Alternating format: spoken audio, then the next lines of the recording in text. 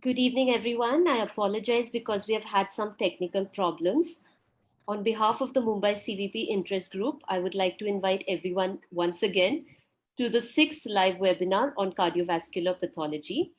Our speaker is Dr. Pradeep Vedishwar. He is additional professor of pathology, St. GS Medical College and KEM Hospital. He is immediate past president of the IAPM. He is a prolific author and eminent cardiovascular and thoracic pathologist. He will be speaking on cardiac anatomy and dissection. This is part two of a four-part series, which will focus on the coronary arteries and myocardium. The talk will be followed by a live discussion by our expert panelists. We will also be accepting questions from the audience through our Facebook page, Cardiovascular Pathology. So I would like to invite you to begin your talk again.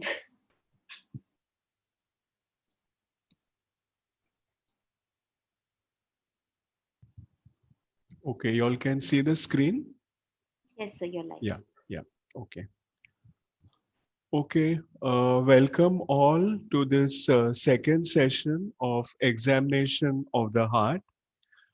At the outset, I would like to tell you all that this series of lecture is basically for an approach to cardiovascular pathology at autopsy with an application to explanted hearts as well. I'm not discussing specific entities, and the pictures of some conditions are shown only to drive certain points home. I'm also not venturing into congenital anomalies unless they have been encountered in adolescents and adults. Again, in this session, please note that the heart is not going to be opened out. With that brief introduction, let me just recapitulate of what was taken in the last lecture. In that, we saw that the external examination of the heart comprising the orientation, the appearance of the anterior and posterior surfaces of the heart, the size, the great arterial relations and sizes, and the appearance of the epicardial surface together will decide whether we have to cut the heart through the routine inflow-outflow technique, or we may have to resort to a longitudinal bisection of the heart, which was done in this case of a dilated cardiomyopathy, or sometimes we may have to longitudinally slice the heart even with the lungs, as we did in this case of an extensive mediastinal lymphoma. What was not covered in the last session was the coronary arterial dissection, which plays a very important role in the examination of the heart.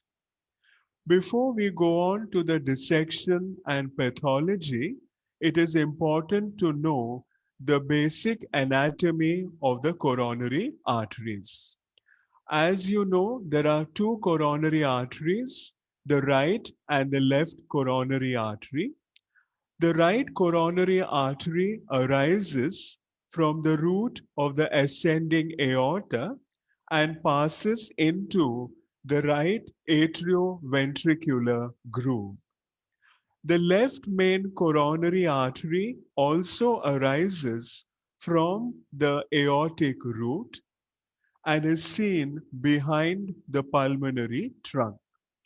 Without much ado, it breaks into two branches, the left anterior descending artery,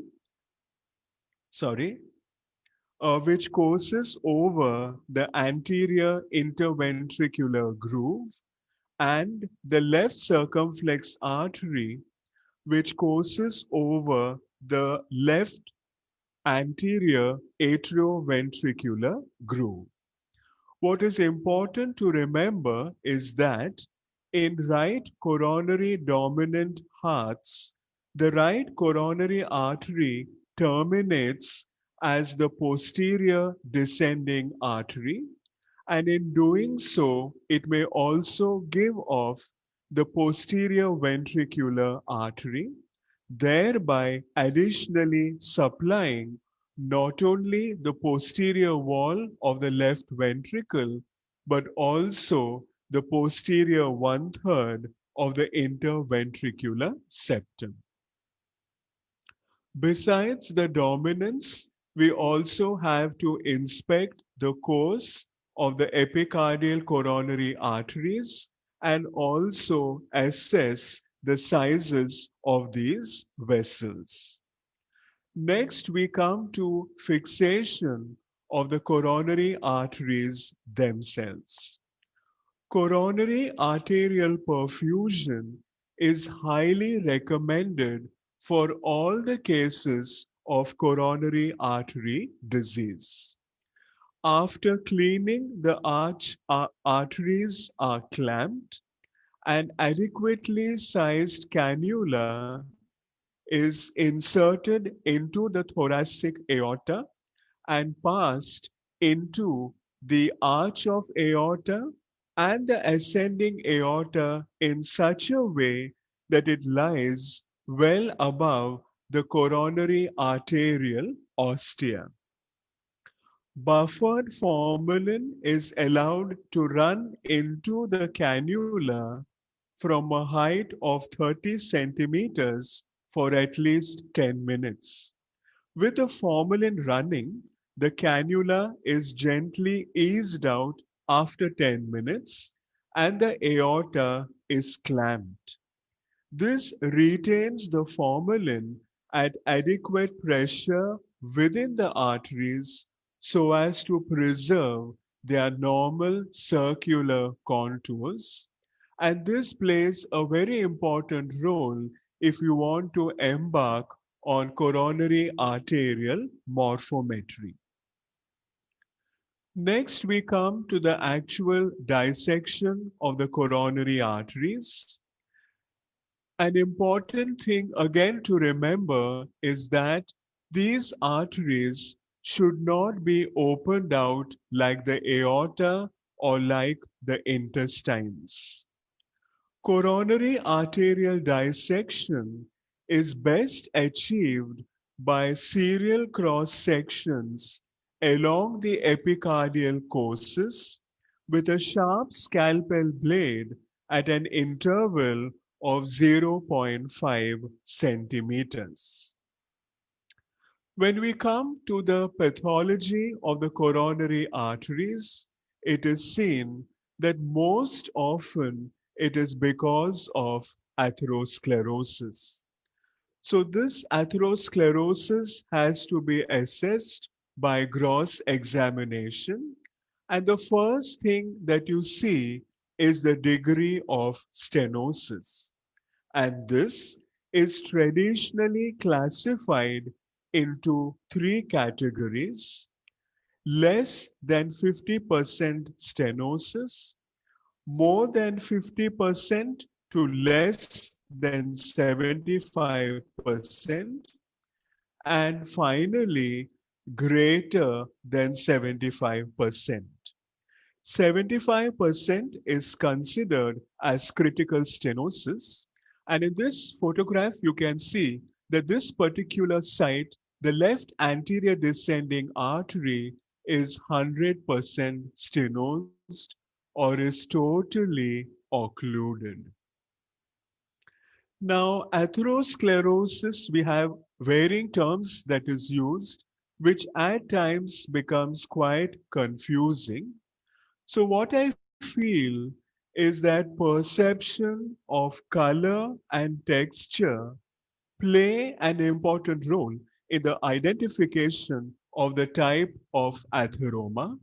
So instead of using all those different terms, and instead of using the American Heart Association classification of atherosclerosis, we simply classify them as fibrous, fibrofatty, or fatty atheromas. So let us see examples of each of these. Now, this is an example of a fibrous atheroma, and you can see that the critical stenosis is produced by a plaque which is gray white and which is glistening. So the moment you see this appearance of the plaque, it means that we are dealing with a fibrous plaque. When this glistening appearance is mixed with a yellowish appearance, so there is 50-50% of a glistening and a yellow discoloration, this is what is we call as a fibrofatty plaque. In contrast to that, this left anterior descending artery shows critical stenosis to obliteration by a plaque which is predominantly yellow in color. So this is a fatty atheroma. And you can also see that the subsequent section is showing you a fibrous atheroma. So it does not mean that the entire coronary artery will show the same type and the same degree of stenosis because of atherosclerosis.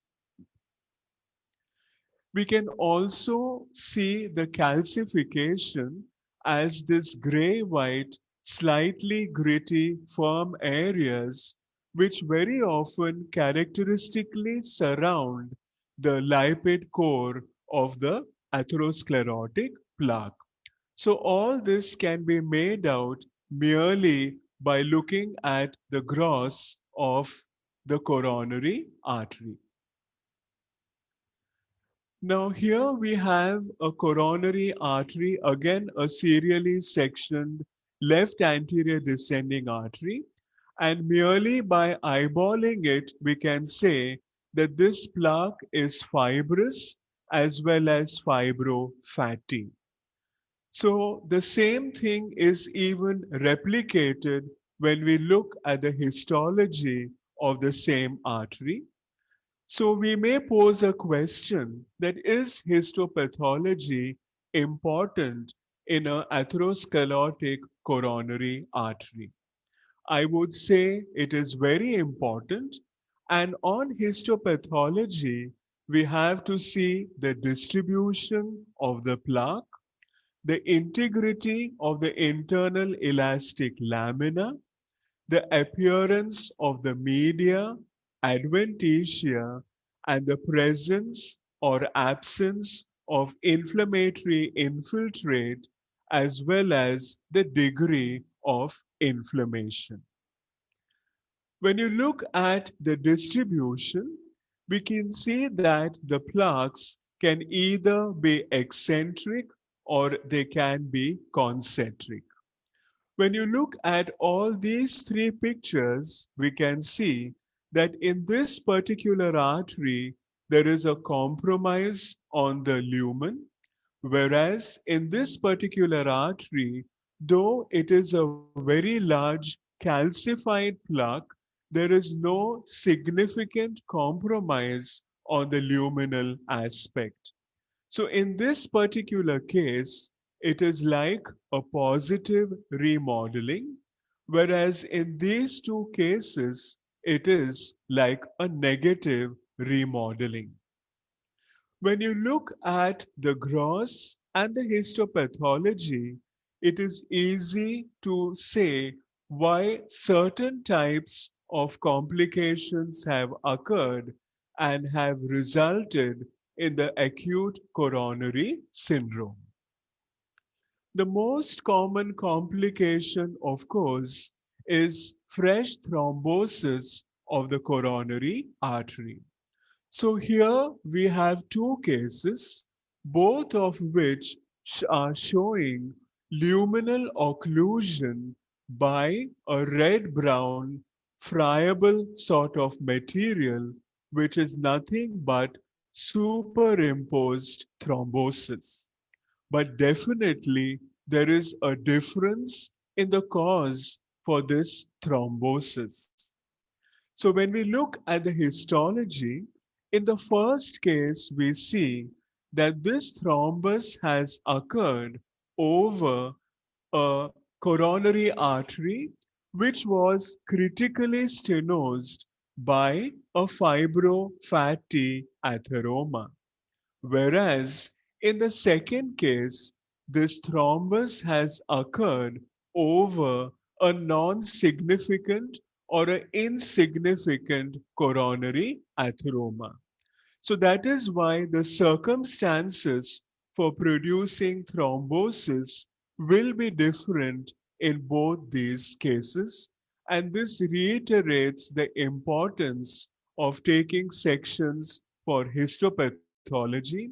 So just giving cause of death is not going to be important. You also have to note the type of thrombus as well as the type of coronary atherosclerosis, which has occurred in both the cases. This is another case showing the presence of a fatty atheroma. Very beautifully, you can see the fibrous cap, and on top of the fibrous cap, we can see accumulation of a pale brown thrombus. And in this particular instance, the thrombus is produced by a plaque erosion. So here we can see the thrombus adherent to a ulcerated or a eroded fibrous cap. So all these information can be gathered only on histopathology. And as with other arteries, a thrombus can either organize or it can recanalize. And of course, in some cases, it also undergoes spontaneous resolution. So in this particular instance, there is a recanalization of the coronary arterial thrombus, producing multiple sieve-like openings. This is again the cut section of the left anterior descending artery. And instead of seeing a gelatinous or a yellowish appearance, you can beautifully see a reddish discoloration. And this has been produced by an intraplaque hemorrhage, which can accentuate the coronary stenosis. Here again, we see the presence of an intraplaque hemorrhage, but as we move from the basal to the apical aspect, we see a mixture of colors in this particular atherosclerotic plaque, and this is because of presence of a plaque rupture as well as, and this has then resulted in an intraplaque hemorrhage. So here you can see the fibrous plaque which has broken, and the cholesterol clefts are seen in the lumen of the artery, and the hemorrhage has also entered into the atheromatous plaque. So all these are the needle-shaped cholesterol clefts, and this is the calcification. So this is an example of a plaque rupture leading to intraplaque hemorrhage, and you can also have thrombosis occurring as a result of this particular complication. So please remember that thrombosis can be as a result of plaque fissuring, plaque erosion, as well as plaque ruptures. Now, is it also important to palpate the coronary arteries before we cut? Definitely yes, because here we have complete calcification of almost all the coronary arteries, which has taken place in a patient with diabetes mellitus. So the hearts with heavily calcified coronary arteries can be x-rayed, and the vessels should be dissected with care, placed in decalcifying solutions, and then it can be opened transversely. Is there any other condition which also requires palpation? Yes, definitely.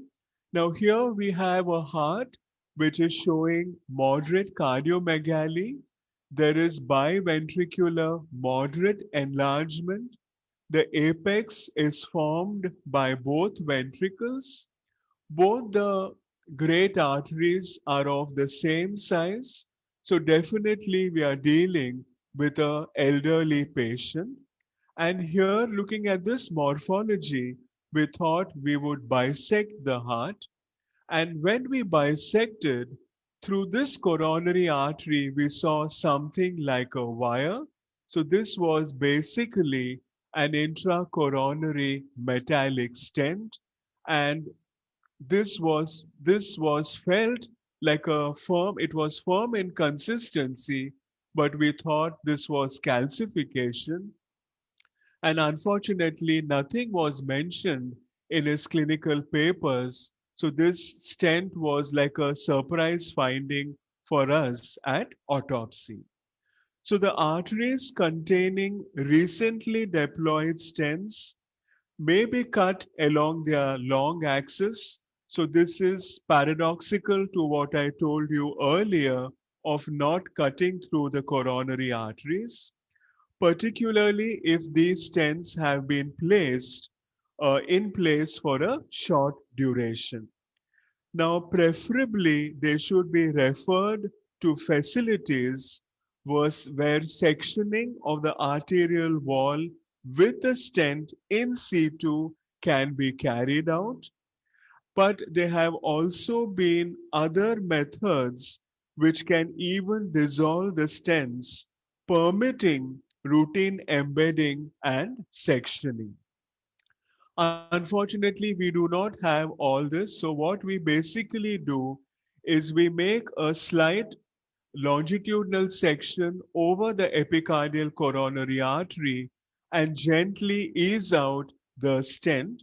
And sometimes we are able to see the outline of these stents on histopathology. We also have to know that there are certain non-atheromatous diseases which can affect the epicardial coronary arteries. This was a complete acute coronary thrombosis taking in a place in a patient with acute alcohol intoxication.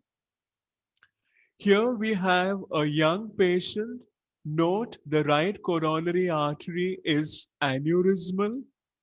This was a case of a coronary arteritis. And of course, the forensic experts will tell us that the other important pathology that we have to remember is myocardial bridge and coronary arterial vasospasm. Next important step is to make a transverse cut of the heart at the mid-ventricular level, preferably from the posterior aspect. And the main reason for this slicing and this subsequent myocardial assessment is basically to look for pathology of ischemic heart disease, which is almost in, say, 95% of cases of sudden cardiac death. Now, you know that in the early phases of ischemic heart disease, we may not be able to see any change in the color or appearance of the myocardium. And that is why we may have to resort to the gross staining procedures using, say, triphenyl hydrazolium tetrachloride, whereby you have the ischemic myocardium not taking up the stain. But you may also resort to the clinical history, the investigations, and we can also estimate biomarkers of injury on post-mortem blood examination. And currently, we can even use immunohistochemistry like fibronectin or complement factors to actually demonstrate the ischemic cardiac injury. And later on, it may be very easy to identify because of the series of changes which starts from yellow with a pale pink appearance, especially in the surrounding, which we see in an acute myocardial infarct, which is more than 48 hours. And as the healing process starts, we have the occurrence of granulation tissue, whereby it imparts a congested and slightly depressed appearance. And in this particular case, we also see this gray-white glistening appearance. So that gray-white appearance was nothing but fibrosis, which becomes a very important point to be noted in most of the cases. Why? Because the etiology may be ischemic and non-ischemic, and depending upon the etiology, the distribution of these foci of fibrosis may be subepicardial, transmural, subendocardial. It may be streaky and focal, and it can also be multifocal. Let us see examples of ischemic scarring. Here we have a serial cross section showing you presence of a transmural focus of scarring involving the posterior wall of the left ventricle, the posterior one-third of the interventricular septum, telling us that this has occurred in the territory of the dominant right coronary artery. And as we go towards the base, towards the apex, we can see that there is hardly any fibrosis because the apical portion is entirely supplied by the left anterior descending artery. Now here again we see presence of fibrosis. There is also some degree of congestion, and this fibrosis is predominantly seen to affect the inner half of the myocardium. So this would be an example of a subendocardial type of fibrosis occurring, however, in a case of ischemic heart disease. In contrast to the transmural and subendocardial focus, here we see multifocal scarring of the myocardium, which happened in a case of antiphospholipid antibody syndrome in a 27-year-old female. So ischemic scarring can also be multifocal, but please note that it also occurs in the subendocardial region.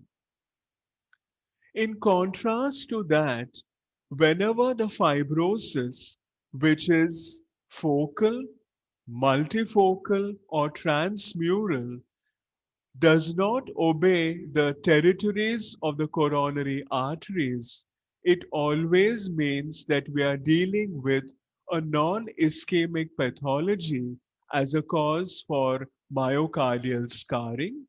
So here we have a transmural scarring involving the entire interventricular septum. There is not much involvement of the posterior wall. That means here you have some scarring which is not related to the supply of the left coronary as well as the right coronary. Along with that, we see the scarring present in the subepicardial region.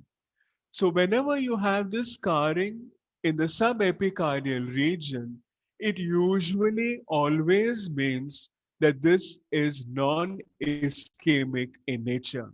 And even a small focus of fibrosis that is seen in this young man is sufficient to produce a sudden arrhythmogenic death.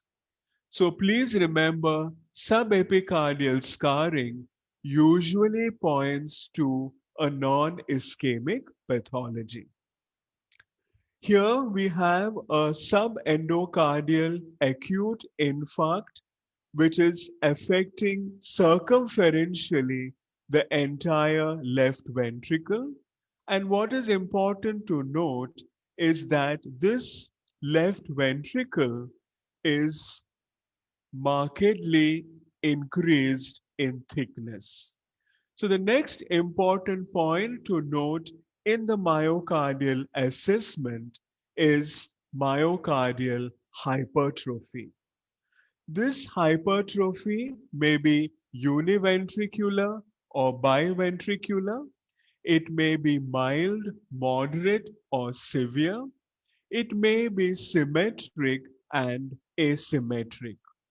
And this severity is judged by measurements. The thickness is measured at the mid-cavity free wall of the ventricles and the interventricular septum, excluding the trabeculae, and this should be ideally be compared against tables of normal thickness by age, gender, and body weight. For the Indian population, it is usually 1 to 1.2 centimeters as the normal thickness of the left ventricle. Now, these are some of the images which I had shown you last time. So here we have a heart which is showing predominant left ventricular hypertrophy. This shows massive right ventricular hypertrophy, and this heart shows biventricular hypertrophy. Along with the hypertrophy, you have to note that this hypertrophy may be true hypertrophy or pseudo hypertrophy. True hypertrophy means that there is involvement of the cardiomyocyte themselves, whereas pseudo hypertrophy may be because of alterations in the contents of the cardiomyocyte, or it may be related to a non-cardiomyocyte pathology. And all of this is going to have a difference in the appearance of the myocardium. So here we have a concentric marked left ventricular hypertrophy, whereas in this particular case, again, you have a hypertrophy of the left ventricle. It is marked. Both the cases, there is hypertrophy of the papillary muscle as well as prominence of the trabeculae carnae. But when you look at the interventricular septum, you feel that this septum is more hypertrophied as compared to the anterior wall. So this is symmetric, this is asymmetric. In the first case, it was produced by hypertrophy of the cardiomyocyte with some degree of interstitial scarring, whereas in the second case, the hypertrophy and the scarring is associated, what can be seen very nicely, this array of fibers. So this particular case was systemic hypertension, and this was a hypertrophic cardiomyopathy. Look again at this particular specimen. It has a concentric moderate ventricular hypertrophy. There is a little dry appearance of the myocardium, whereas in this particular case, the myocardium looks extremely succulent. So what was a pathology in the first case? Along with some degree of hypertrophy, you can see widening of the interstitium between the myofibers and a deposition of this hypereosinophilic material. So this was cardiac amyloidosis, which produced a dry, waxy appearance, whereas the second case was a cytoplasmic vacuolation with pushing of the nucleus to the periphery, and that succulent, juicy appearance was produced because of accumulation of glycogen, and this occurred because of a glycogen storage disease. So when we have hypertrophy, you have to look at all aspects, particularly the appearance of the myocardium. Now, I am very fond of taking a transverse section of the myocardium, and this is even before the cutting of the heart, because sometimes we have some things which cannot be seen when we cut open the heart alone. So here we have the presence of multiple small thrombi which are predominantly located in the interventricular or between the intertrabecular spaces, which may not have been noticed if we had not taken the transverse section. And sometimes you may even have almost like a arrhythmogenic cardiomyopathy, where there is a localized deposition of adipose tissue which occurred Sir, in a young slide is pregnant female. Sorry? so slide is in the first Okay. slide is actually is seen. Now can you see? No, sir, it is not changing. Okay, 1 minute. Let me start again. Yeah. Now? Yes, sir. Yes. Yeah. So sometimes you can even have localized adipose tissue as a cause for arrhythmogenic cardiomyopathy, which occurred in a young female who was pregnant. So this was one of the causes for maternal mortality. And you can see that this adipose tissue would not have been seen from the endocardial aspect except for a slight yellowish appearance. And especially when the myocardium is normal, we usually insist on extensive sampling of all the free walls, the interventricular septum, the free walls of the right ventricle, and even the right ventricular outflow. And why this extensive sampling is required? Let us see an example in this case. Serial cross sections showing biventricular dilatation, left ventricle more than the right, and there is some congestion of the left ventricle. So we sampled this extensively. We felt that the left ventricle overall is showing a normal histology, except for few collections of lymphocytes. And out of the 7 sections that we took, only in 2 sections we managed to see a full-fledged or a full-blown lymphocytic myocarditis. So that is why it is important to sample the myocardium extensively, especially if it has a normal appearance. In this particular case, again, it looks as if there is some kind of almost like a post-mortem lividity sort of a thing. So we dismiss this left ventricle as normal, but we were surprised to see multiple fresh thrombi in the intramural coronary arteries. So when you take the sample of the left ventricle a little more generously, we can always pick up more amount of an intramural coronary arteries, which can also lead to ischemic heart disease. Another case where along with some foci of congestion, we can also see foci of scarring, and we see a cut cabbage appearance because of a recanalized thrombus within the intramural coronary arteries. So cut cabbage appearance is not a feature only of the Phyllodes tumor of the breast. Sometimes it can also be seen on histopathology in a recanalized thrombus. So with that, I finished the pathology of the coronary arteries and the importance of transverse slicing of the myocardium. And only then I cut open the heart. And this heart dissection will be seen only in the new year. Thank you very much. Thank you for a wonderful talk, sir.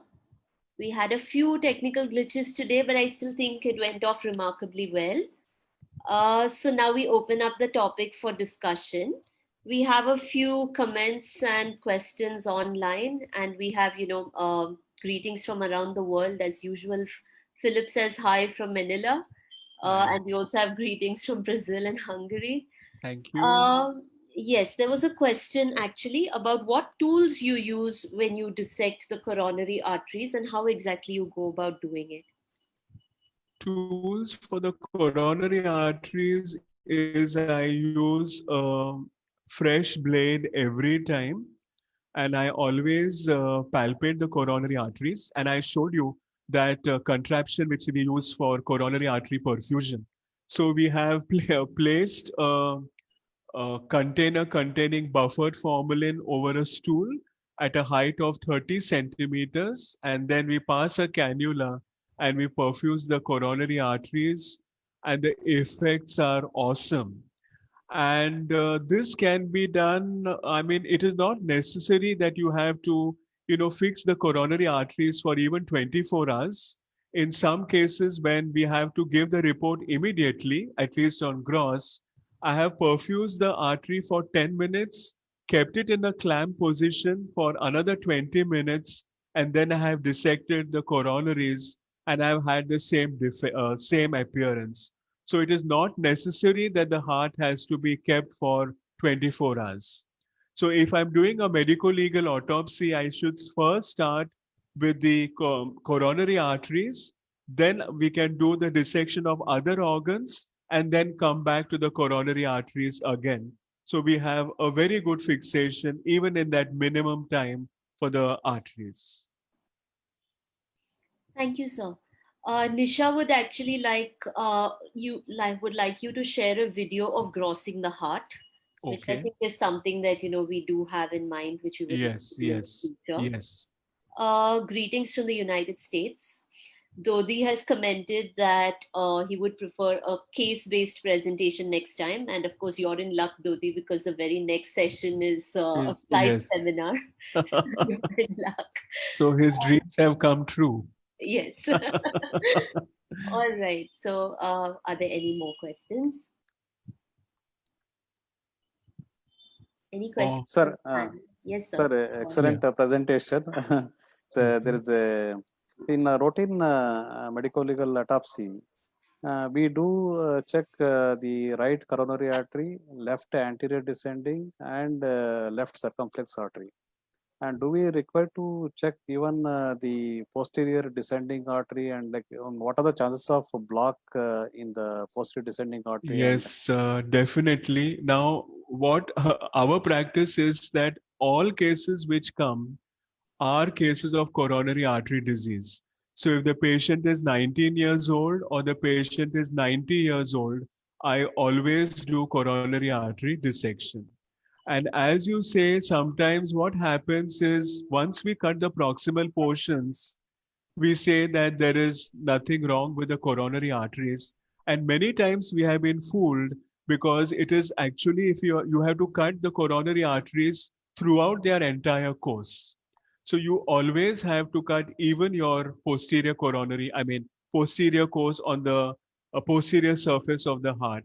So from the apex, you have to go to the apex on the anterior and posterior aspect, cut the entire length of the even the circumflex artery. So I would advocate that your cut goes through the entire circumference of the heart. So that is very, very important. And what is the percentage of block where we can call it as a die due to ischemic or disease? Anything like can we- 75%. Okay. Yes. Means single vessel or like even single vessel? Even single vessel. And one thing I want to point out, this coronary perfusion does not dislodge the thrombus. Okay. Because the thrombus is firmly anchored to the arterial wall. It does not budge. And it is only 30 centimeters. So it does not create too much pressure over the coronary arteries also. Okay. Thank you. So there's a question again from Nisha, and she would like to know how many sections are to be taken. I presume it's from the myocardium. From the myocardium, I see, ideally speaking, if you have good facilities and you have the money in your department, then ideally speaking, we have to take sections from the basal portion, mid myocardial, and the apical portion, the entire free wall of the ventricle, and anterior septum and posterior septum, and plus the free wall of the right ventricle. So roughly, you're looking at close to 15 sections of the myocardium. And frankly speaking, we cannot afford. So we take about 6 sections from the myocardium. And if it is showing some kind of pathology, then we go ahead and take additional sections. All right. Are there any more questions? Yes, ma'am. Yeah, sir. Yeah, go ahead. Sorry. Yeah, Sorry. yeah. No, ma'am. Sir, yeah, excellent lecture, sir. As always, congratulations. I wanted to ask you a question. Like, of late, last say few years, we are seeing too much of acute coronary insufficiency, where one vessel or two vessels more than 75% blocked. But the number of cases at autopsy of acute MI, they're definitely. I don't know whether. We are not seeing them at autopsy, but the acute MI cases, at least at Nair, like if you look Yes. at our data, like we are seeing, and whereas on the other hand, acute coronary insufficiency has increased maybe by 10 times. Like we are having so many cases of acute coronary insufficiency. Yes, So yes. any reason, any So, see, the basic problem is now our population who have ischemic heart disease has drastically become the young population. yes. The youngest patient which we have seen, thanks to our forensic department, was 19-year-old. And very often they develop acute thrombosis and it is like a sudden arrhythmic death. Yeah. Whereas when you have the older generation, it is in both the cases, it is because of atherosclerosis only. But somehow in the older generation, it is like a progressive atherosclerosis with, some degree of thrombosis, which may be not non-occlusive. So that is why I think we are seeing more cases of the myocardial infarct, which is like an undergraduate teaching in the older generation, whereas the normal looking myocardium, despite the thrombosis, is in the younger population. And this is, I feel, is my explanation to tell that. So yeah, we and what you said is absolutely true, that younger patients coming with a single vessel, especially with a thrombus, yes, is it most is. common. Like Yes. See, whatever pictures of coronary arteries which I have shown, I think except for the plaque rupture, all have been of the young population, less than 30 years of age. thank you, sir. Thank you. Yeah. Excellent. Sir, talk. I have one more question. Yeah. Sir, do you have any pictures of heart where the patient has undergone coronary artery bypass surgery? Yes. So do you have to show right now? No, now I don't have, but yes, we do have cases. Okay, because like I have done few of the cases, and but I found that all the heart was adherent to the pericardium and sternum. It is very Yes. difficult to locate, like what is the Correct, location of that correct. coronary. Yes. And sometimes what happens in these cases is that they do arterial bypass. So when the sternum is removed, unfortunately, it is through the internal mammary very Yes. often. that thing gets disrupted. So all that you can identify are the venous grafts. So we never usually, I mean, most often we don't usually see the arterial graft. Okay. Thank you, sir. Yeah. Dr. Ivana had a question. Yes. Yes. ma'am. Yes, Yeah. I have one comment. If you need to put more samples, we usually put even 2 or 3 pieces of tissue into one cassette. So then you can use, and I usually use some, like one is shaped a little bit triangularly that I know for sure which part it is. Yes. And I have still one question. Do you routinely use other stainings than hematoxylin eosin on the heart autopsy sections, or do you just order like Masson Trichrome, Van Giesen? Yeah, we used to do that elastic Van Giesen. So that we perform whenever there is, whenever we identify the fibrosis. Unfortunately, we used to do it as a routine, but because of financial constraints, we have stopped doing the trichrome stains only when required. Pradeep? For me, this. Sorry? Go ahead, madam. Go ahead. Yeah. Yes. For me, this Masson Trichrome is the favorite one on heart samples. Yes, yes, yes. Hello, Dr. Pradeep. It was excellent presentation, as usual. Thank you, ma'am. I have a question. Whenever you received a heart from, okay, we'll say sudden cardiac death, what is your experience regarding tetrazolium? Tetrazolium TTC. Have you ever used? I have never used. I don't know about forensic. I mean, Dr. Nagesh and all. I mean, Dr. Shashank. No, sir. Sir, actually, with Mukta madam, we tried when I was in KMC Mangalore, but we did not get exact to make that fluid, no. Yes, yes. The approximate that ratio of the powder. We got the powder also, but we don't know how to make that liquid. Yes. It is still there with me. I didn't use yes, it. yes, madam. With the hope of. No, somehow we have never used. So I have always correlated with the clinical history and the findings of the coronary arteries. And unfortunately, apart from this immunohistochemistry for oncopath, for non-oncopath cases, we do not have immunohistochemistry at all. Okay. Otherwise, immunohistochemistry is coming in a big way for all this cardiac injury. Yeah. Yes. What about this surface changes? Like we had a case like tunneling, myocardial, the coronary dips in. Yeah. Yes. Okay. Yeah. So that is supposed to, what correct. Exactly, lesion, or if at all pathology occurs. Yes. What is the site? See, usually it is the I think from medical legal people have more experience. But the problem is that the term myocardial bridge is, sort of very loosely used. Just dipping of the coronary artery into the myocardium is not sufficient. It has to dip at least for 0.5 centimeters below the epicardial surface. And the length also has to be 0.5 centimeters for it to be significant. So that is what the latest, I think there's a recent reference on myocardial bridge. Unfortunately, I could not show the picture and that reference because somehow I could not get the picture. So maybe next time, maybe during that slide seminar, I can just flash a picture of that myocardial bridge.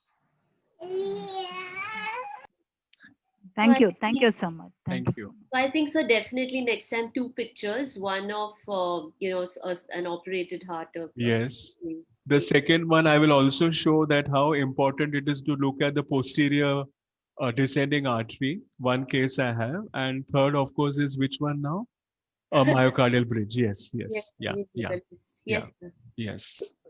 Sir, how will you give the final report in case of myocardial infarction or coronary atherosclerosis? If I see an infarct, it goes either as acute or chronic myocardial infarction. If I don't see an infarct, I call it as acute coronary insufficiency. And That is the way we follow in our institute. Single vessel, multiple vessel, the percentage of infarction, are you going to mention in the report? We mention in our gross description, I mean gross and microscopic description. Otherwise, the cause of death, we mention only this acute coronary insufficiency. Yes. Extent of atherosclerosis, is it important, sir? Extent in the way, in what sense? The length of artery involved. Yeah, it may be. That's a good point. See, what we do is, if that artery is showing atherosclerosis, we embed the entire artery after serial sections. So we have in the proximal portion where the artery looks almost normal and distal portion where it looks almost normal. So all these 8 or 9 cross sections, we embed them totally. Because as I told you that you cannot call that atherosclerosis is not fixed. It can be fibrous, it can be fatty, it can be fibrofatty. So we usually take the predominant pattern in say the 9 sections we have taken and then call it as the coronary thrombosis produced as a result of a fatty plaque. So if say 5 of the 9 sections are showing fatty, then I call it as a fatty plaque finally, that way. One practical question regarding hypertrophic cardiomyopathy. As you frequently see the gross of heart, so if grossly it is clearly, gross picture says that it is a hypertrophic cardiomyopathy, still you are going to go ahead and take 6 or 8 sections, or your sections will be limited? Yes, I will take sections. Because sometimes what happens, undiagnosed hypertensive also has a sudden cardiac death. And you will not believe some cases we have where the person has been undiagnosed hypertensive and is showing asymmetric hypertrophy. So that is why I always insist on taking sections. And how often do you see this myocyte disarray and vascular changes other than septum? And I mean, if you see examines. I think Dr. Sharanya had done, not like a study, but we had, during her tenure, we had many such cases. Unfortunately, the vascular changes were seen in less than 40% of the cases. Hypertrophy, fibrosis, and disarray, invariably we saw. And the disarray is not the textbook disarray, but when you look at the myofiber, we feel that this myofiber is not normally arranged. So I can't, put a particular pattern to that disarray. Maybe next time in one of those slide seminars, I can show you that. And the other thing is that the study of the myocardium is important because all cases of hypertrophy, all cases of hypertrophic cardiomyopathy need not show hypertrophy. Sometimes the disarray is more as compared to the hypertrophy. And that is why we insist on extensive sampling. I just think hypertrophic cardiomyopathy is such a misnomer because it may not be hypertrophied at all. It may not show disarray at all. It may show both. It may show neither, and the patient could still be harboring the mutation. So it's just a very wide spectrum. It's very, very tricky. It's a very tricky diagnosis. There's a question. Last question, sir. So while you are fixing the coronaries, are you going to, for 20 overnight fixation, so are you going to immerse the heart in a 10% buffer formalin? Yes. Okay. So a question regarding our experience of autopsy on COVID-19 patients and what changes do you find after autopsy in the myocardium and in the coronary arteries? Now, though it is said that COVID produces endothelial injury, I don't have any except for one case, which is again thanks to our Department of Forensic Medicine. It was done only in one case, and that patient already had an ischemic heart disease. So apart from ischemic heart disease, I had not seen any pathology in the coronaries nor in the myocardium. Though I think in one of our newsletters, Madam Deshpande has mentioned that it can mimic like any other viral myocarditis with myocyte damage and lymphohistiocytic infiltrate. And this is what we have read in literature. And of course, in some cases, we may not get inflammation.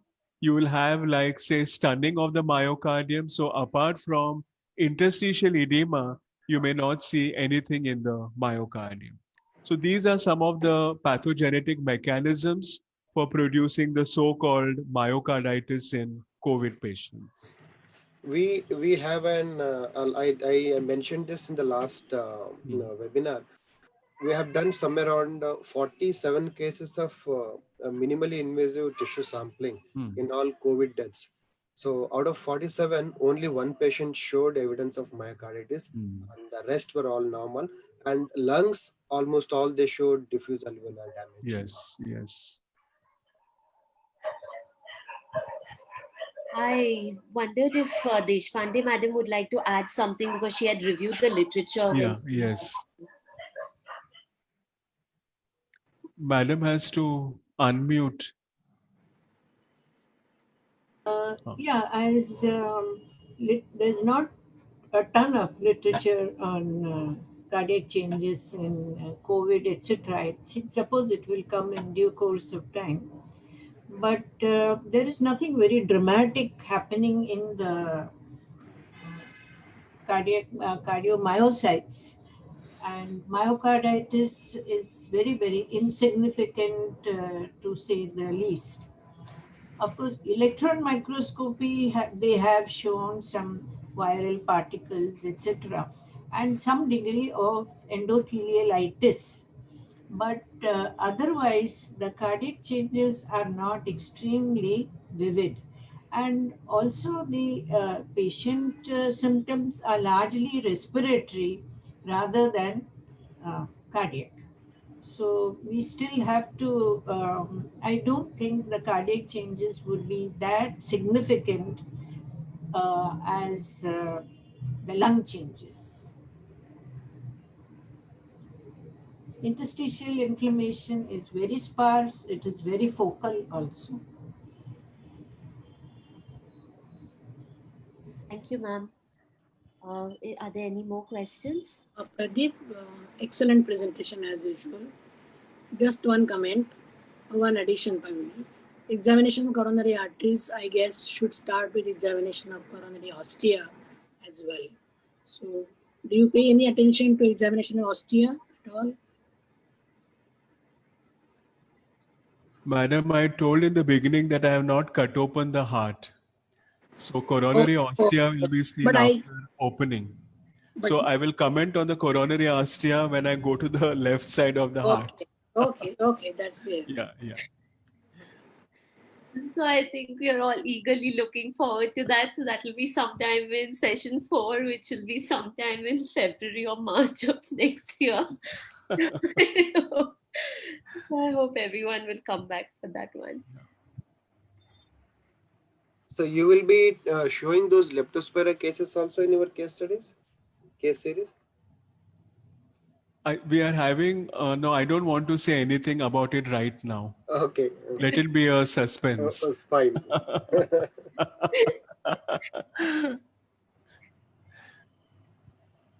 All right. But very astute of Dr. Sudhir.